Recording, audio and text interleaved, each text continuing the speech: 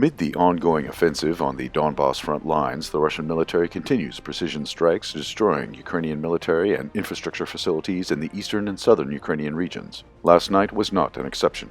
On February 13th, Kiev proudly declared that the almighty Ukrainian Air Defense Forces intercepted 16 out of 23 Russian kamikaze UAVs. The effective operation of Ukrainian air defense systems and mobile fire groups allegedly prevented any damage from the Russian strikes. However, Kiev's claims were immediately refuted by reports from the city of Dnipro. Immediately after the Russian strikes, water and power supplies were cut off in the city. Local residents confirmed a series of loud explosions at the local TPP. The station provided electricity to numerous local industrial facilities used by the Ukrainian military. More Russian strikes were reported in the Ukrainian border town of Volchansk in the Kharkiv region, which is targeted by Russian drones and missiles on a regular basis.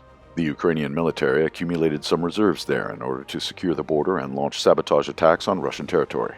On the morning of February 13th, there was a massive Russian attack on the Ukrainian military training ground in Selidova in the Donetsk People's Republic. The strike reportedly hit the ranks of Ukrainian infantry, which came there for training and combat coordination before being sent to Avdiivka. According to preliminary reports, about 1,500 servicemen and various military warehouses came under attack.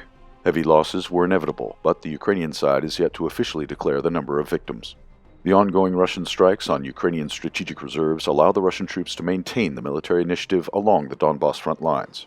While the assault groups are surrounding the Ukrainian grouping in Avdiivka, Russian forces are also improving their positions on the outskirts of the city and in the settlements nearby. As a result of several successful assaults, Russian forces are coming closer to surrounding the Ukrainian Zenith stronghold on the southern outskirts of Avdiivka.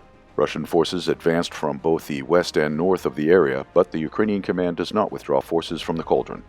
In the Bakhmut region, Russian forces continue assaults towards Chasov Yar. They recently took control of the forest area northwest of Ivanovskoye. As a result of Russian successes, the village was encircled from the north. The Russian military also gained new victories in the South Donetsk direction. As a result of the recent attacks, Russian troops broke through Ukrainian defenses north and east of the village of Pobieda and gained a foothold on the outskirts. At the same time, Ukrainian forces lost control of a large part of Novomikhailovka. Despite the changes in the country's military leadership, Ukrainian forces cannot stop the Russian offensive on all front lines.